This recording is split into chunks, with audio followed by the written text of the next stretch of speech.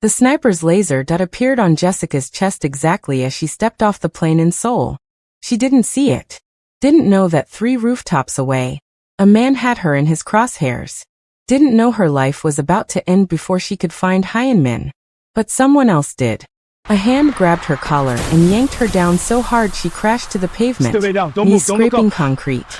The bullet meant for her heart punched through the space where her head had been a second before, shattering the airport window behind her. Screams erupted. Chaos exploded. And the man covering her body with his own whispered urgently in her ear, "Stay down. Don't move. Don't look up." She knew that voice. Hyeon-Min. But when the danger passed and he pulled her to her feet, dragging her toward a waiting car, she saw his face and froze. It was him. But it wasn't. Same features. Different energy. He shoved her into the back seat and climbed in after her. "Drive," he barked at the man up front.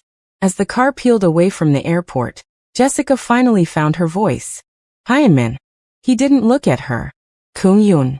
And someone just tried to kill you because of my brother. So congratulations, Jessica.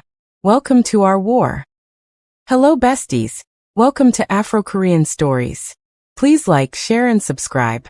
Also turn on the notification button, so you won't miss out on more intense stories like this. Jessica's heart hammered against her ribs as the car wove through Seoul traffic at dangerous speeds. Her palms were scraped from hitting the pavement. Her knees throbbed. But none of that compared to the confusion tearing through her mind. "What do you mean your brother?" she managed, voice shaking. "Where is Hyeon-Min?" Kyung-Jun finally turned to look at her, and the coldness in his eyes made her breath catch. They were the same shape as Hyeon-Min's, the same dark brown that had looked at her with such tenderness under the willow tree. But there was no warmth here. Only ice. "You really don't know, do you?" he said quietly. "He didn't tell you about me." "Tell me what?" Jessica demanded, adrenaline sharpening her voice. "Who are you?" "I'm his twin brother." "Kyung-Jun ist Jotaitsend. And you walking off that plane just painted a target on your back big enough for every enemy we have to see." "When?" The word hit her like a second bullet. Jessica stared at him, searching his face for differences, for anything that would distinguish him from the man she'd fallen in love with. The scar. There was a thin scar cutting through his left eyebrow that Hyeon-Min didn't have.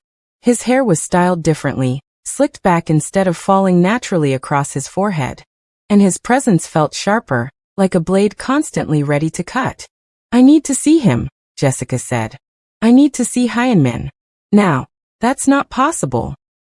"I didn't fly across the world to hear that it's not possible," she shot back, surprising herself with her own boldness. "4 months.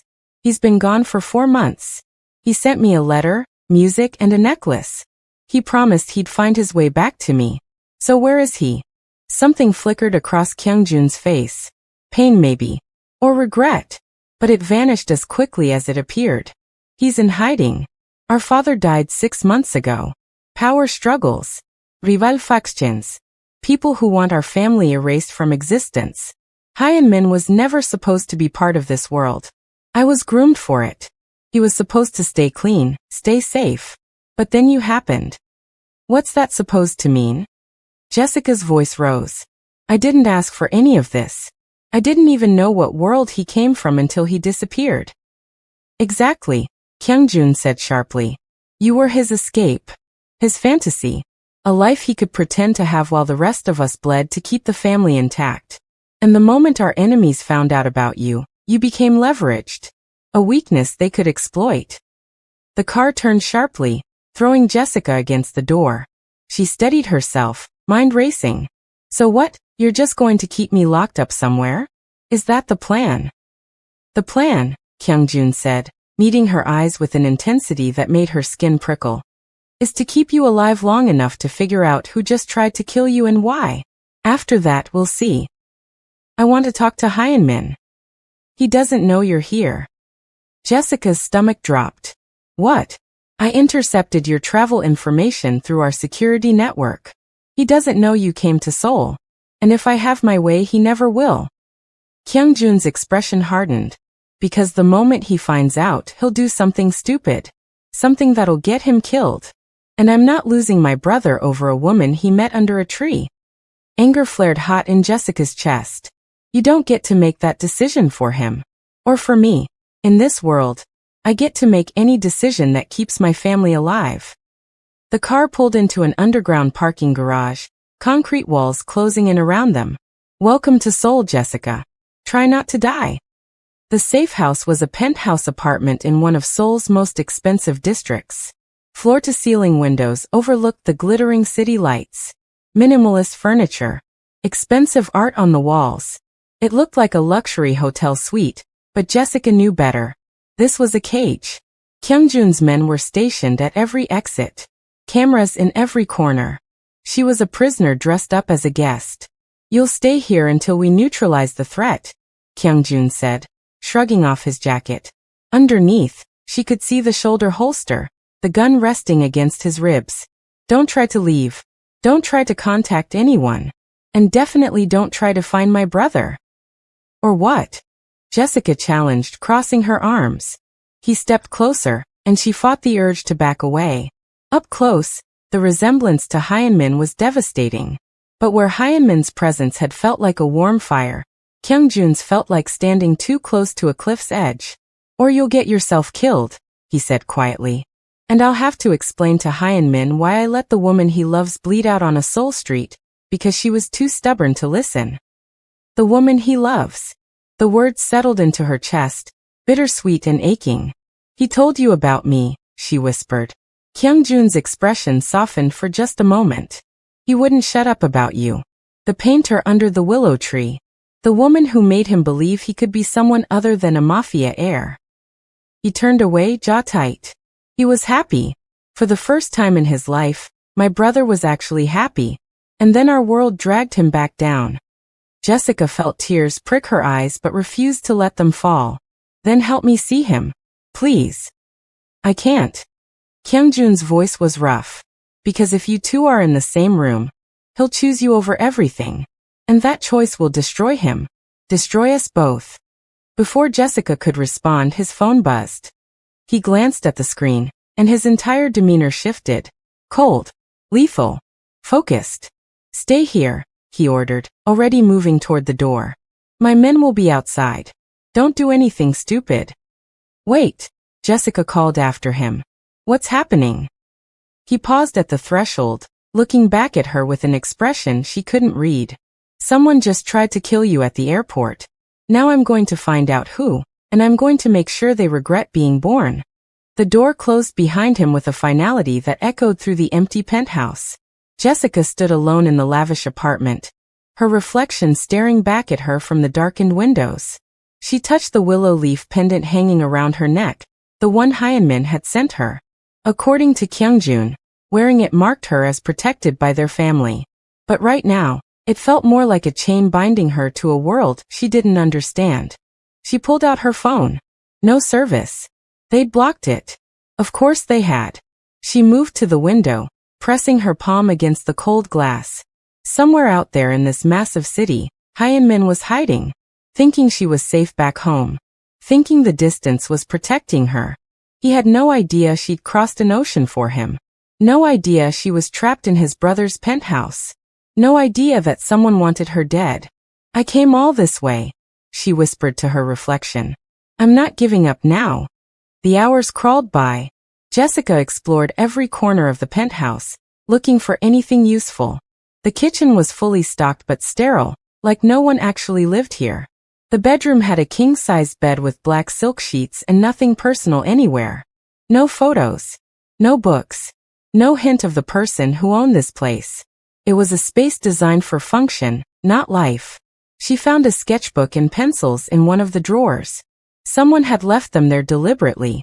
For her. The realization made her chest tighten. Kyung-Jun might act like she was just a problem to be managed, but he'd thought about what she might need. She sat on the couch and opened the sketchbook, letting her hands move across the page. Muscle memory took over. Lines became shapes. Shapes became a face. Hyeon-Min's face. The way he'd looked the last time she saw him under the willow tree. Eyes soft. Smile gently. The version of him the world didn't get to see. She was so absorbed in drawing that she didn't hear the door open. Didn't notice someone had entered until a voice, achingly familiar, spoke from behind her. You always drew me better than I deserve.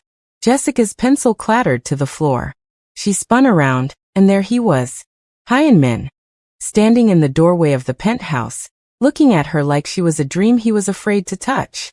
Her breath left her lungs in a rush. He looked thinner than she remembered. Tired.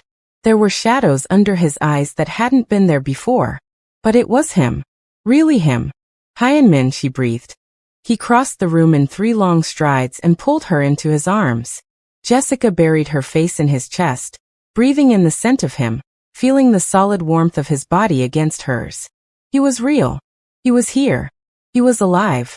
Jessica, he whispered into her hair, voice breaking. What are you doing here? How did you? Kyung-Jun said. He pulled back, gripping her shoulders, eyes searching her face desperately. You shouldn't be here.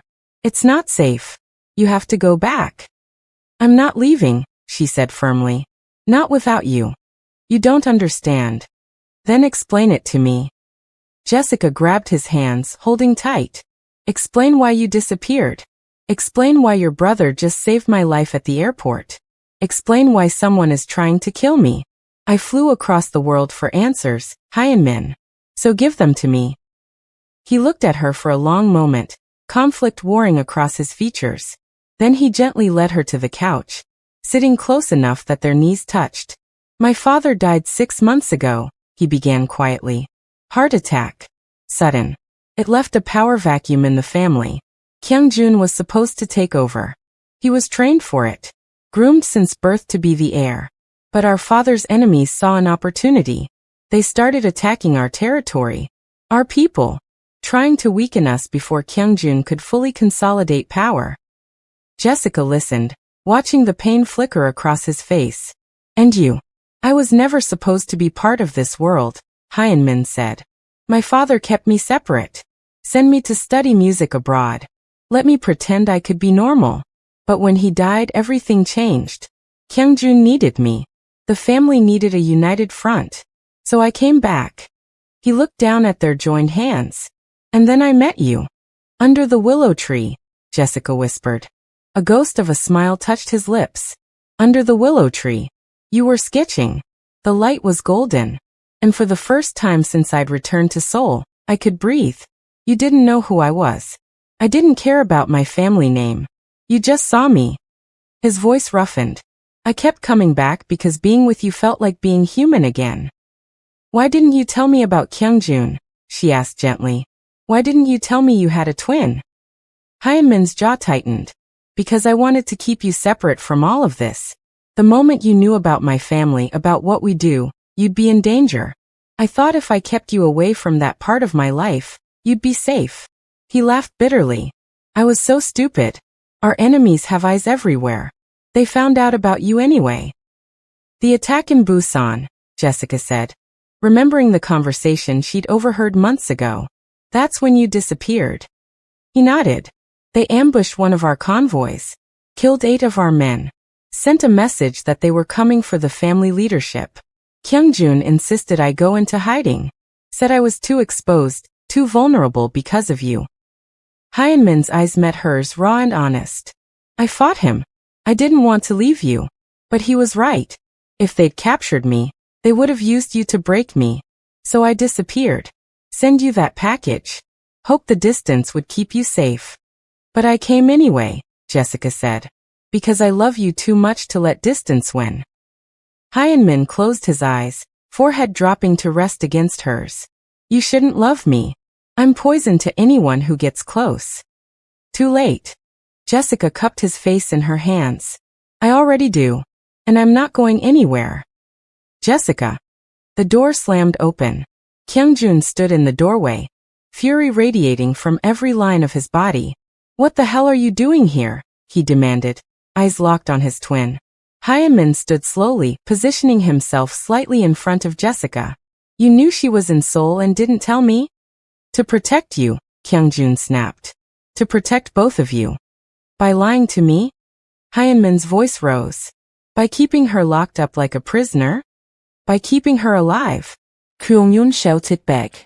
Someone tried to assassinate her at the airport. A professional hit. High-caliber rifle.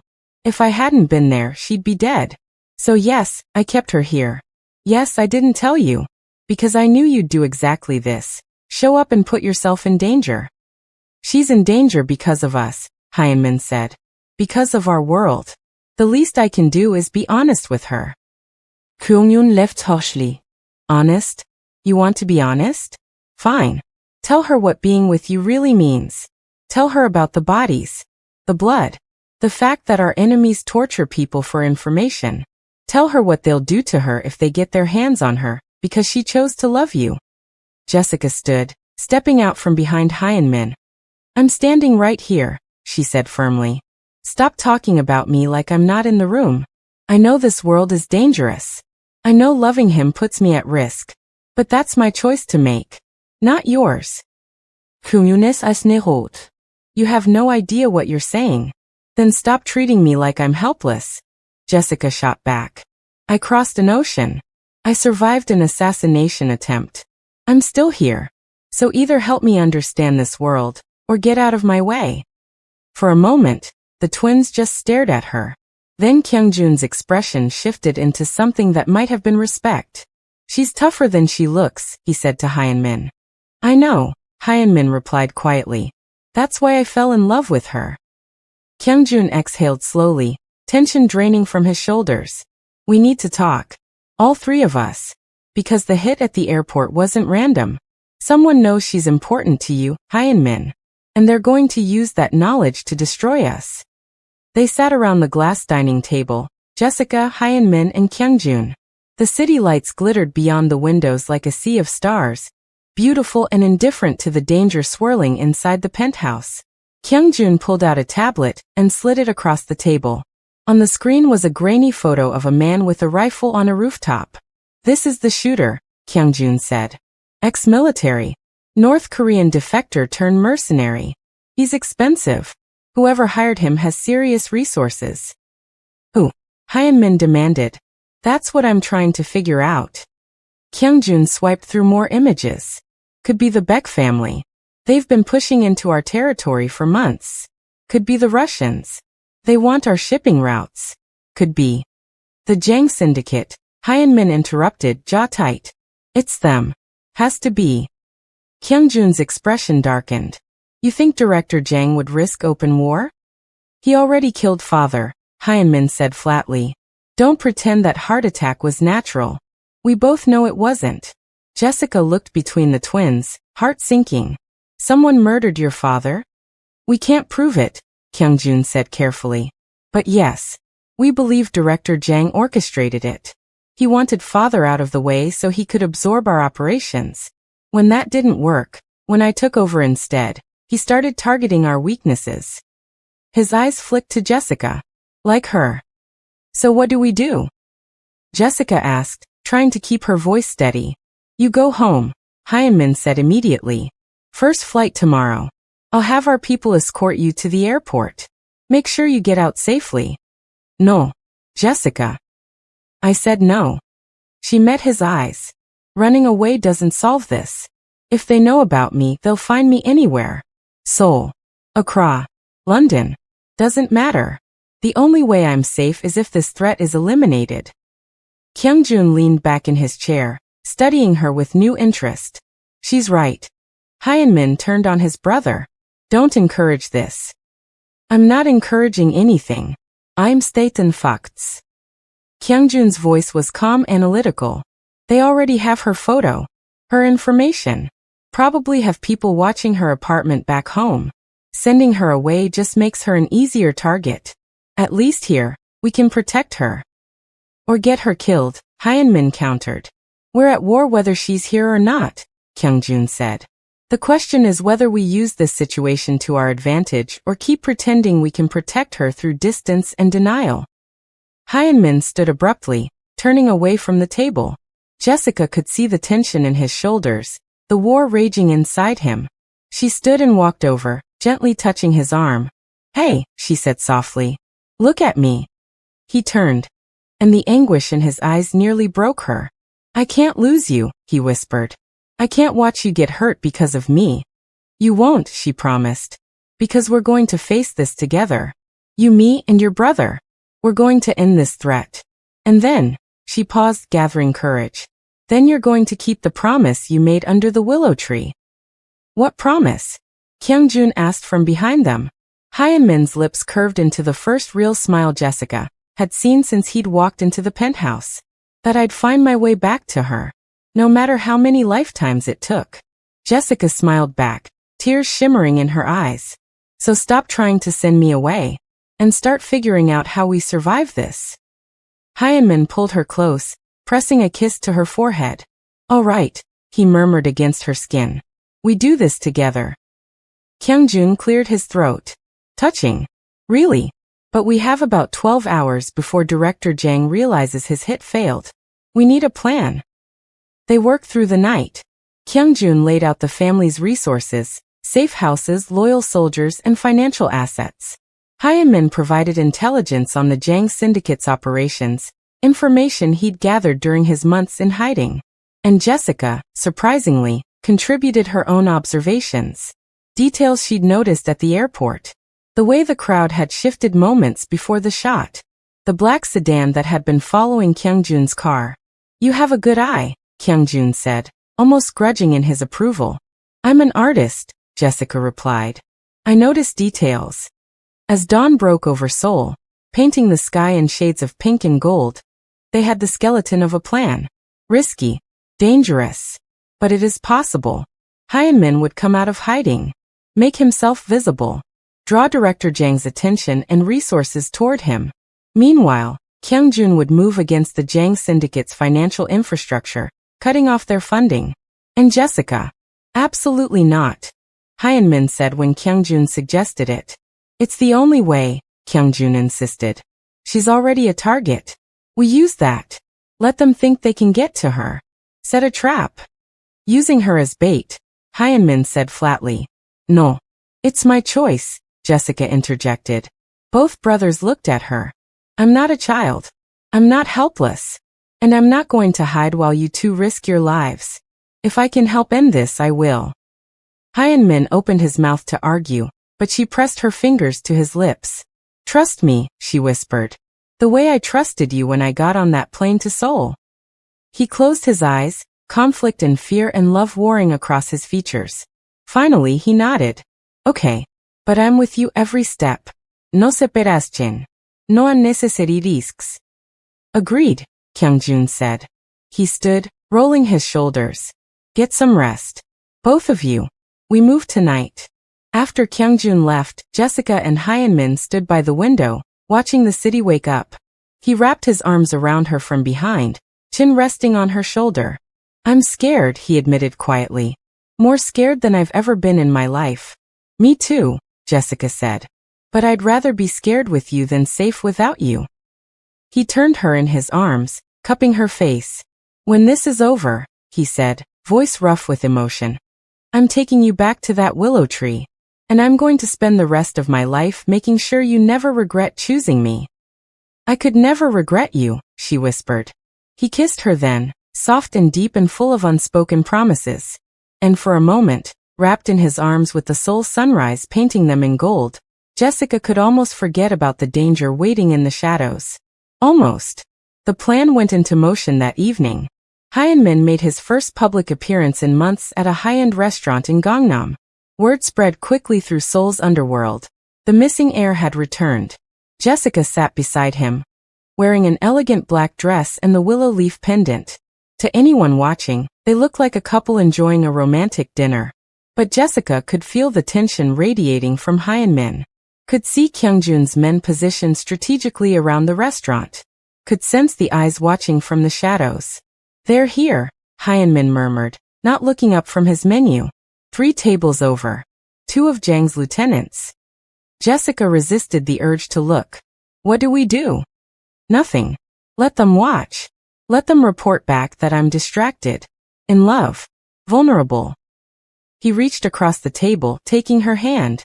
To observers, it looked romantic. But his grip was tight, protective. They'll make their move soon. He was right. 2 days later, the threat came. Not through violence, but through a message delivered to the penthouse. A simple white envelope. Inside, a photograph of Jessica at the airport, red crosshairs drawn over her heart. And a note. Asterisk, she dies unless you surrender your territory. You have 48 hours. Asterisk. Hyeon-Min crumpled the note in his fist, rage and fear transforming his features into something Jessica had never seen before. I'm going to kill him, he said quietly. I'm going to kill Director Jang myself. That's what he wants, Kyung-Jun said, appearing in the doorway. He wants you to be emotional, reckless, making mistakes. He threatened her life, and we're going to make him regret it. Kyung-Jun's voice was ice. But we do it smart. We do it clean. And we do it in a way that sends a message to every other family thinking about moving against us. Jessica stood between the brothers. What's the plan? Kyung-Jun smiled, and it was the most dangerous thing Jessica had ever seen. We give them exactly what they want. A meeting, a negotiation, and then we burn their world down. The meeting was set for a neutral location, an abandoned warehouse in Incheon. Both sides would bring minimal security, just leadership, face to face. Jessica wasn't supposed to be there, but she insisted. If this is about me, I deserve to see it through. Hyeon-Min didn't like it, but he agreed. They arrived at midnight, 3 black cars pulling into the warehouse's empty lot. Jessica's heart pounded as they walked inside, Hyeon-Min on one side, Kyung-Jun on the other. The warehouse was massive, empty except for a single table in the center with chairs on either side. Waiting for them was Director Jang, a man in his 60s with silver hair and cold, calculating eyes. Flanking him were 2 bodyguards built like tanks. The Choi twins, Director Jang said, voice smooth as silk. Together at last. How touching.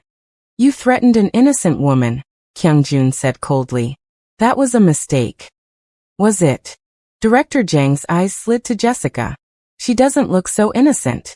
She looks exactly like what she is, a weakness. Your brother's heart is walking around outside his body. He smiled. All I have to do is stop that heart, and Hyeon-Min becomes useless. Emotional. Broken. Hyeon-Min moved, but Kyung-Jun's hand on his shoulder stopped him. You came here to negotiate, Kyung-Jun said. So negotiate. Simple terms, Director Jang replied. You cede your shipping operations and your Busan territory. In return, the girl lives. You refuse, and my people will hunt her across every continent until she's bleeding out in a ditch somewhere. Jessica felt ice slide down her spine, but she kept her expression neutral. She wouldn't give this man the satisfaction of seeing her fear. And if we agree? Kyung-Jun asked. Then you become irrelevant. Small. Manageable. And eventually, will absorb what's left of your organization entirely. Director Jang leaned back in his chair. But at least she'll be alive. Isn't that what matters to you, Hyeon-Min? Keeping your little painter safe. Hyeon-Min's jaw clenched so hard Jessica thought it might shatter. But when he spoke, his voice was steady. I have a counteroffer. Oh, Director Jang raised an eyebrow.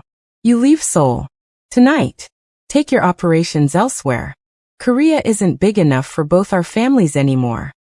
Hyeon-Min stepped forward. You do that, and I'll let you live.